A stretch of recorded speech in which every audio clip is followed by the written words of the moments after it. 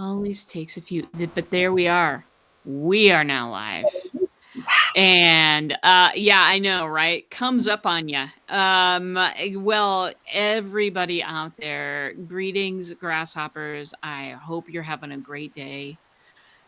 It's time to hold on to your goggles. It's time that we took an adventure together of epic engagement. And today we have my friend Maria Belanic joining us, talking to us about kind of a little bit of a different journey that she helps people with throughout their lives.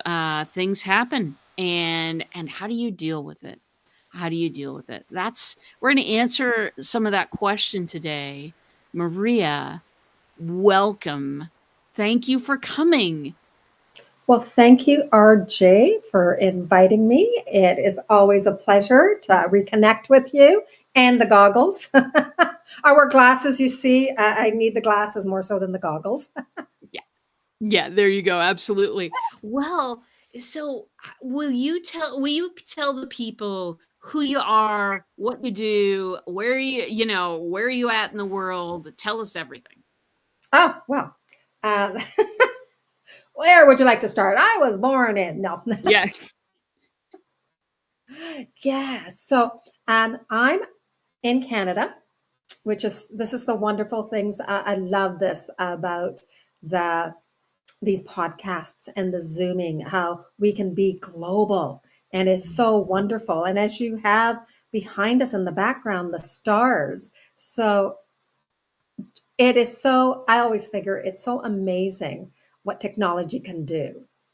And I really am so grateful for it because, of course, it has led me to meet to you. I mean, such a wonderful host in what you do and your lovely audience, right? That gets to hear and listen. And so I'm in the West Coast or on the West Coast in the province of British Columbia, just outside of Vancouver. It's the city of Vancouver. So we have mountains and oceans, which is, I know, it's like sometimes if you have to move someplace, it's like, what am I willing to give up? Yeah. And sometimes it's like, but I don't want to give up anything. I want both. I'm greedy. I want both. Well, I tell you, I live in Nebraska, and we've got corn. And then when you're done with that, we've got more corn. I mean, really, there's not a lot to see here. So someday I will visit you in Vancouver. Oh, I'd love that. That would be one awesome. Yeah. Well, so what do you do in your business? Can you explain that to the people? Yes. So I always go, I'm in the grief umbrella. And I call grief an umbrella because there is grief of many different types. And so when you think of an umbrella, it's to cover you. Because if we think grief as the rain that is dropping on us, there is many different types of losses. There's losses from losing your job, losing your identity, losing your business, of friendships, spouses, right? It can be divorce. Now, I deal more in the fact of death of a person. So, of a person's loved one. In my case, it was my son who passed away, and that's what led me into this arena because realistically, I don't think anyone ever, when they're small, kind of goes, yeah, that's what I want to do. I want to be in the grief arena or the grief area, which is really needed, but no one ever thinks of that's where they're going to land. So for me, it was listening to my whispers of saying, this is where I needed to be. And this is what led me becoming a certified grief educator, and where I'm offering a program called Healing Heart about leaning into grief. Because one of the aspects in regards to grief is I'm always going, we got to dispel these myths about saying that there's steps. I mean, I don't know. Society likes to give everybody steps on anything in life. I think, if you want to know anything, go out, find out society, and then you look at these steps that they're telling you to be, and you're like, seriously? When do I get to be myself? Do I have to change? Do I have to be perfection? And then we wonder why we have so many issues of questioning who we are, our self-worth, our self-identity, and kind of looking at like this comparison of, wow, I'm not good enough. Somebody else is better than I am. And so I think everything gets piled on us. And especially in grief, it gets piled on us even more so, where people are not, they don't feel they're allowed to use their voice, to honor their feelings without judgment. And that's really important, is to come from a place of no judgment. Yeah, it's difficult. I mean, grief is everybody, kind of goes through it differently, but you're so right about those, these are the 7 stages of grief. Where are you located on this? Oh, that means that you've been through this one and you're going to go through this one. Well, I mean, I tend to not love when things are so clear cut like that because humans aren't we don't process that way. And it's much more like it's much less a stage of discrete steps and more like a combination of things happening all the time. Could you talk a little bit more about that? Oh, definitely, RJ. And I loved how you said it because I always sometimes like to explain it's not like we have little boxes that we tick off going, okay, yes, I've done denial. Now I can move to the next level. Ah, right? This isn't a competition. We don't get stars for doing all 5 steps. So for me, I always like to say, think of grief as the wave in the ocean. Yeah. And in the first throes of grief, it is a storm. It is a rock, I mean, like a hurricane. I think, okay, we don't have hurricanes on our side, so I'm not too sure between the difference of a hurricane and those high winds with the big waves. You have that storm that's just crashing. And you can picture yourself on a little dingy boat being out there and just kind of getting knocked around because your emotions are in turmoil. Yeah. And part of that, I think, in grief is I know people like to talk about, oh, you're in denial.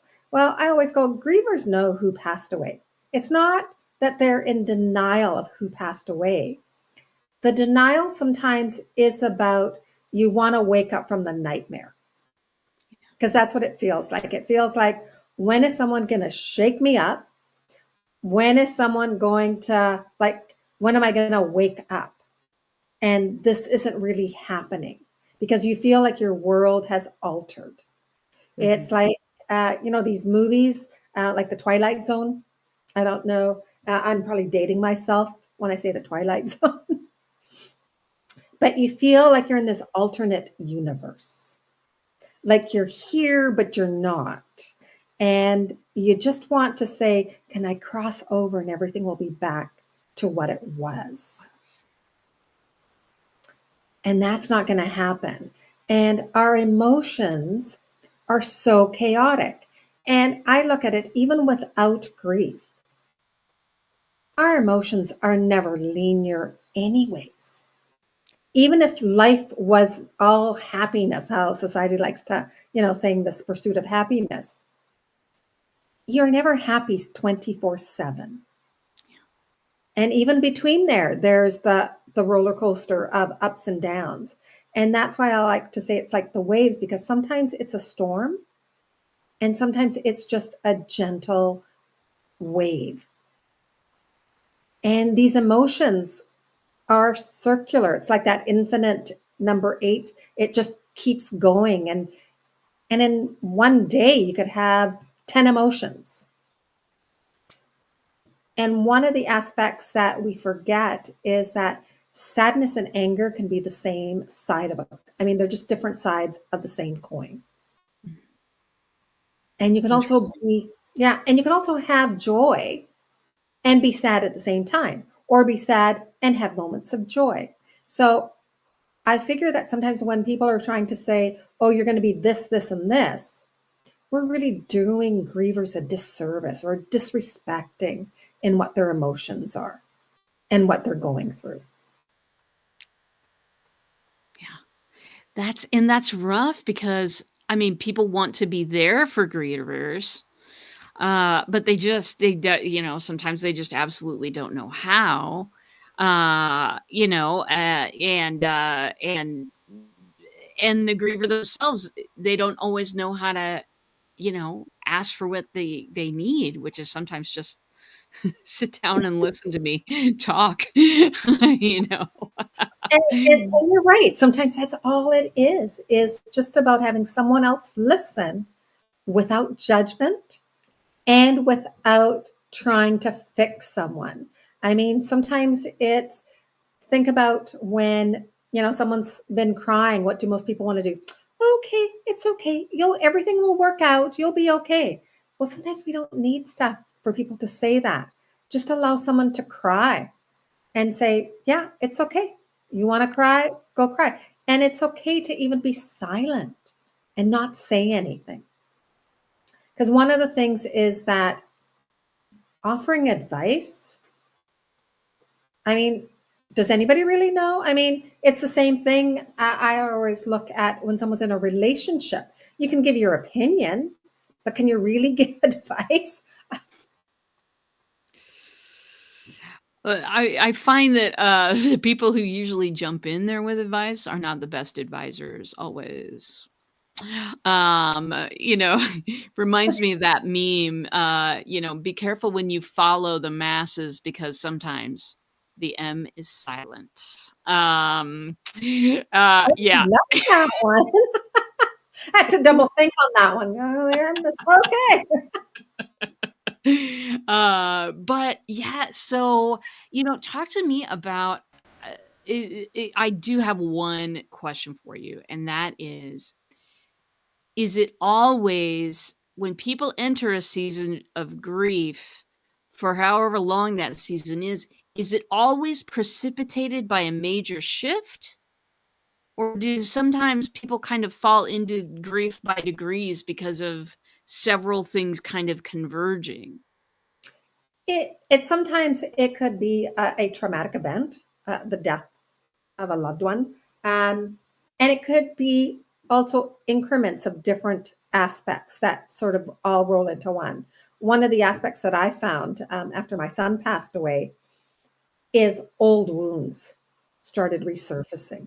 Things that, in our childhood, in our youth, things that sometimes we thought, oh, yeah, I've dealt with it. It's sort of in the back burner, or it could be buried deep down inside us. Mm. And that sometimes can pop up. And then it gets blended in with our grief.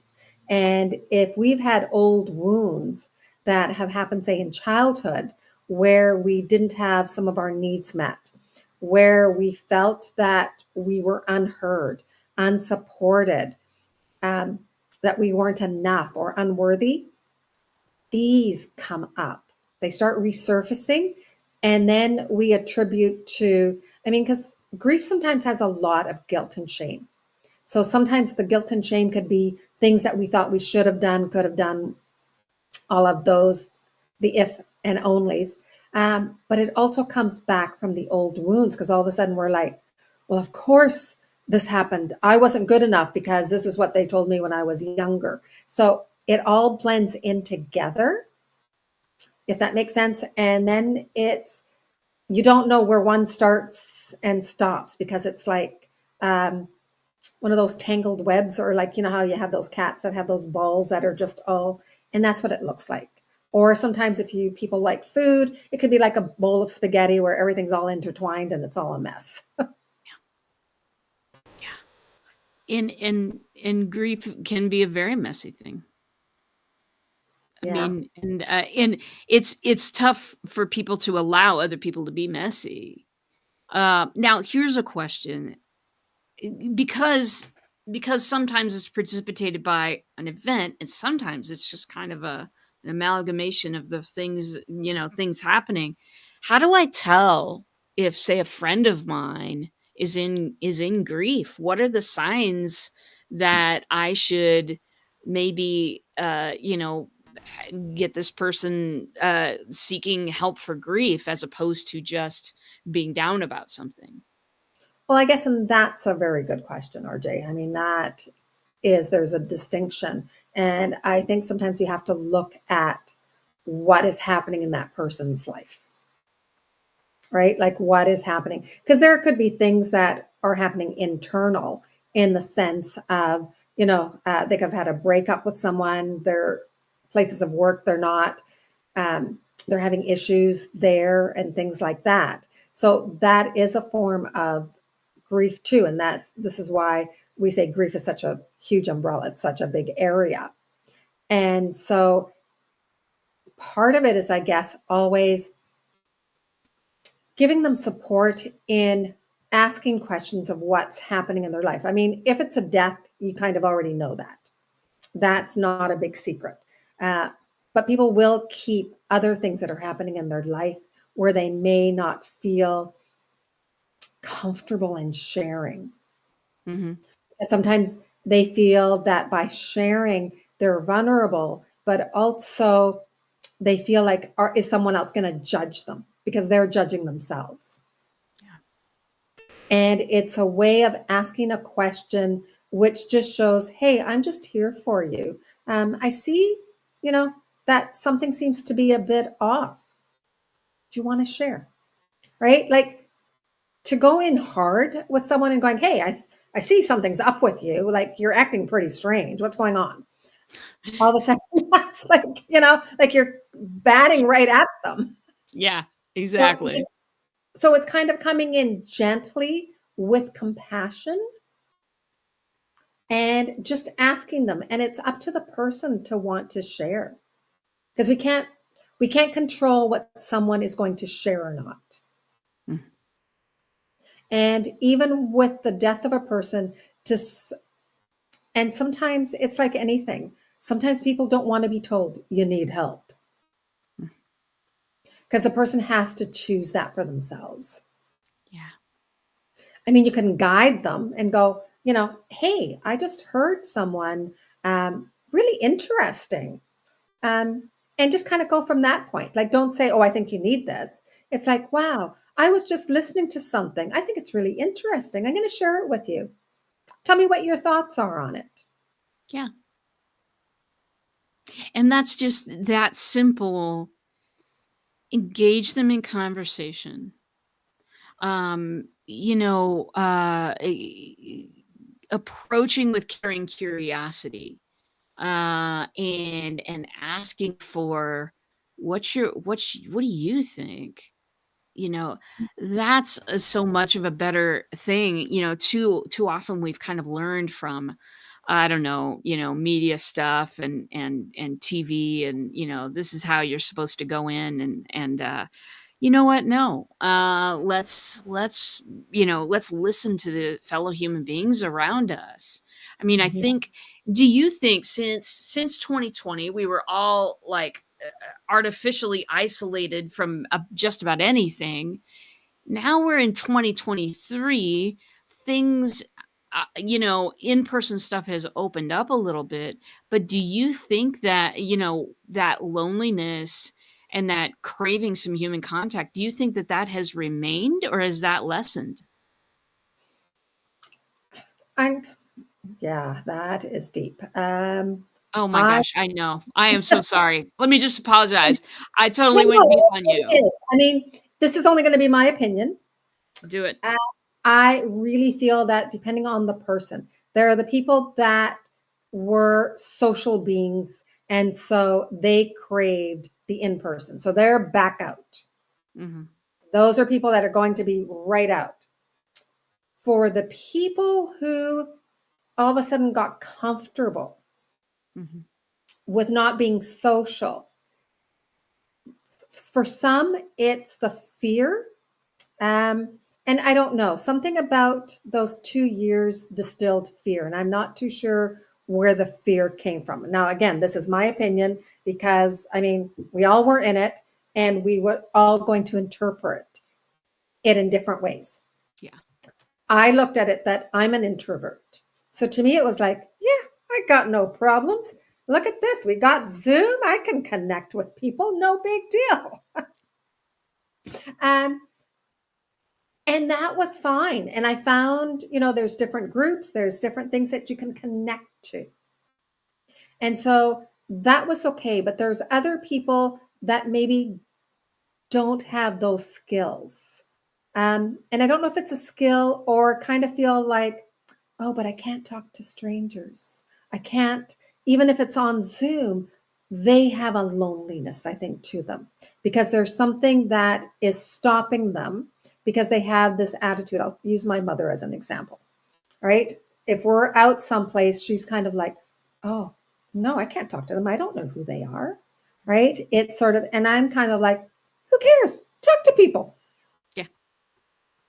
It's, no one's going to bite you. I mean, we do live in Canada, so it's like, it's okay. No one's going to do anything if you're going to talk to them. You can say hello. You can be in a lineup in a grocery store and start conversations with someone. They don't have to be your best friend, but you can have an interaction. But some people won't do that because there's this innate thing that it's kind of like, I can't talk to you because I don't know you. Yeah. So to me, I'm kind of like, I don't know. I think COVID or those 2 years brought people who had fear that I think intensified it. Yeah. Like if you find the world a scary place, that, of course, those feelings, those emotions, those thought process are going to intensify. And even though things are slowly going back, they still live in fear. Yeah. Yeah. Whereas some other people are kind of like, yeah, okay, it was a blimp. It was a blur. Yeah. It was a Move on. blur. Forward. Yeah, I've learned to call things a blur because I used to call it limbo because I always go, and I think for me, those years weren't as bad because after my son died, I had 10 years of the blur. Mm-hmm. And so those years were kind of like, I mean, the world there wasn't anything going on in the world. It was my blur because I didn't feel people understood what I was going through. Mm-hmm. And people were telling me to get over it, move on. Why are you stuck? So then that caused its own sense of isolation. And I think sometimes even with the moving out of COVID, when we were kind of in those periods, if someone doesn't have the skills to maneuver it, you become afraid. Yeah. And that fear then causes loneliness. Yeah. Yeah. Well, that's just always that's been a question on my mind for a long time. It continues to affect us, Mhm. and at least some of us. And I'm always kind of interested in how that affects somebody's audience. And so, tell me, we've come to the question that I always ask everybody: is how do you engage your audience? Yes, as you can tell, I'm a bit quirky.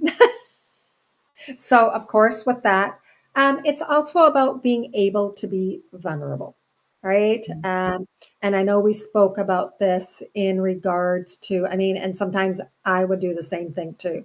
It's like I can talk and do this, and then all of a sudden, I know when I'm doing my reels and things, and I'm getting in front of the camera and going, okay, I got a message. And all of a sudden, it's like I freeze. It's like not so much freezing, but it's, oh, now I have to be perfect. I have to look perfect. I have to sound perfect. I have to have, and all of these things go through me. And then it's sort of like the stiffness that comes out. Yeah. Perfection is that stiffness where if we are who we are, the people who we attract will want to engage. Yeah.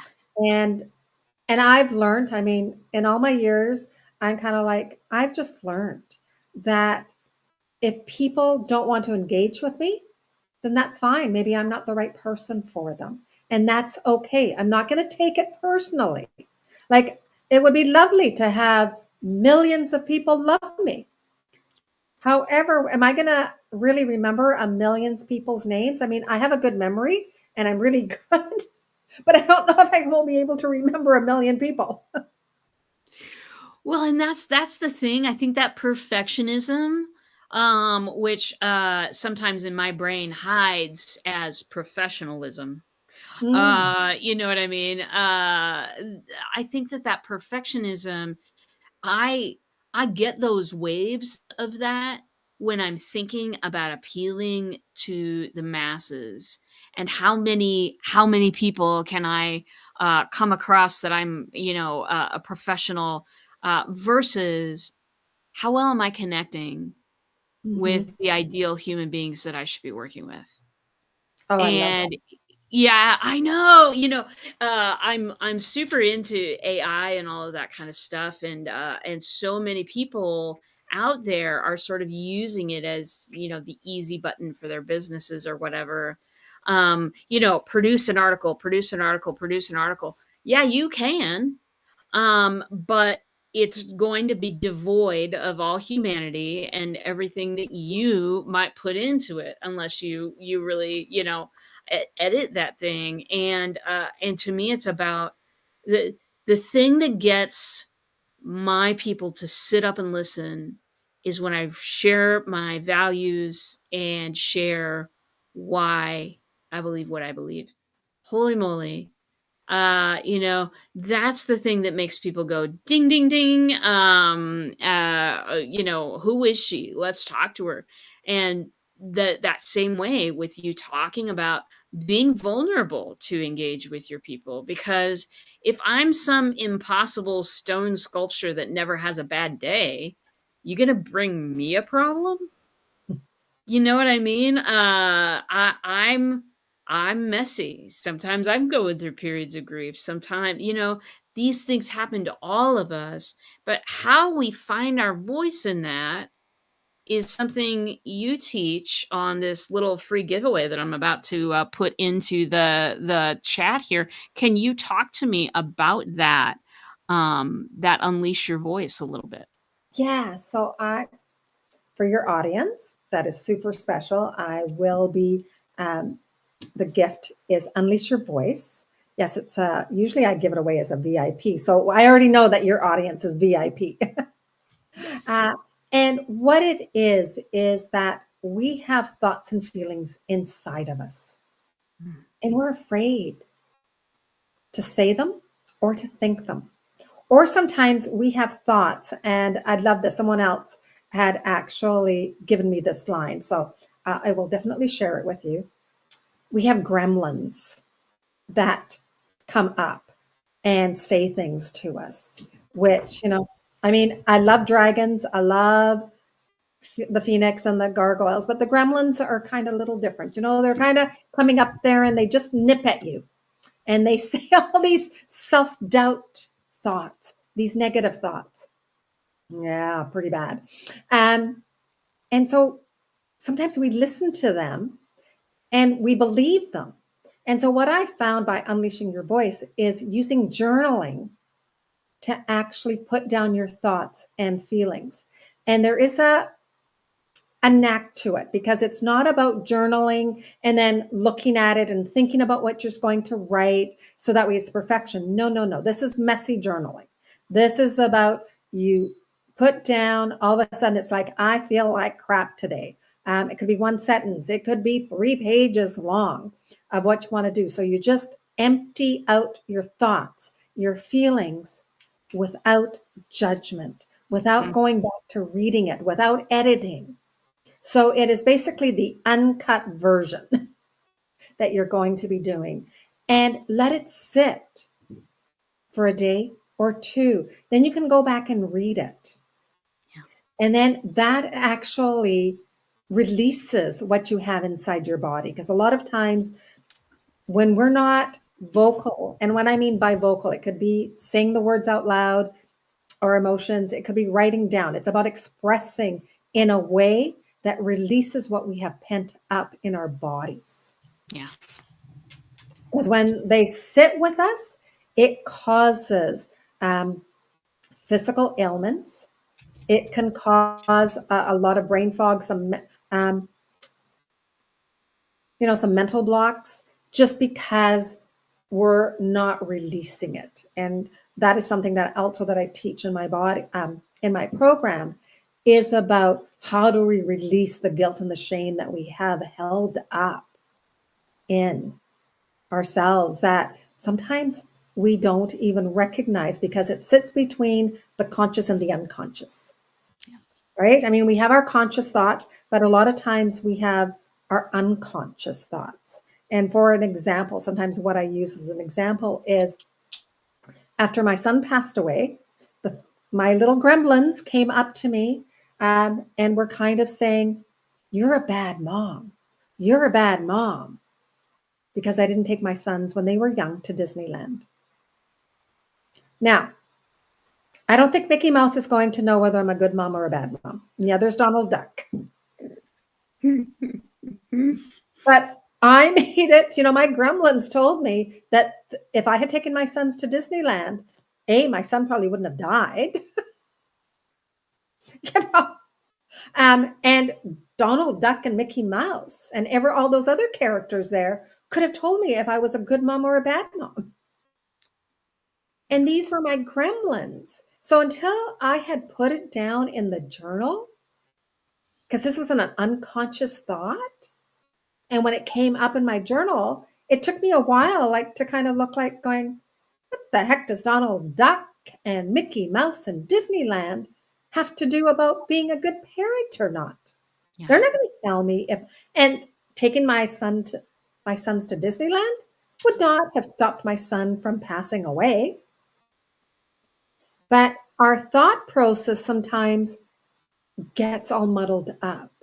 Yeah, it does. And that's what it is about unleashing the voice, about releasing things that we hold on to unconsciously and sometimes don't even recognize that it's there. Yep. Well, I mean, that's just huge. That's some big stuff.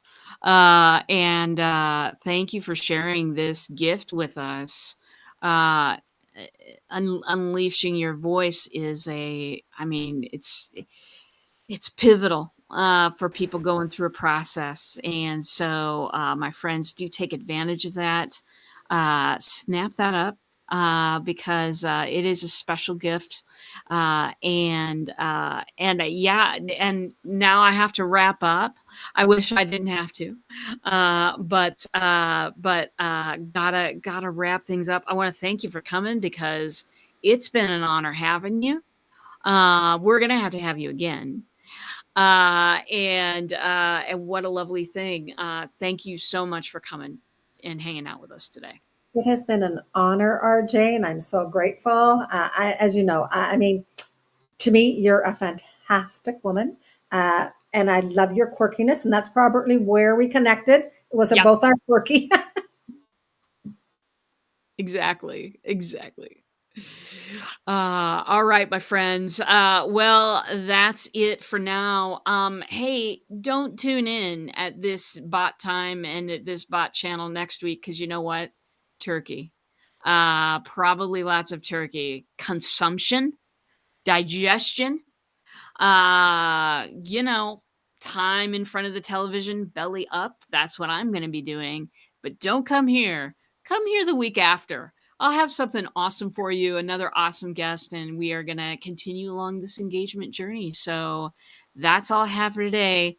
Take care of yourself, take care of each other, and I'll see you in a couple of weeks, everybody.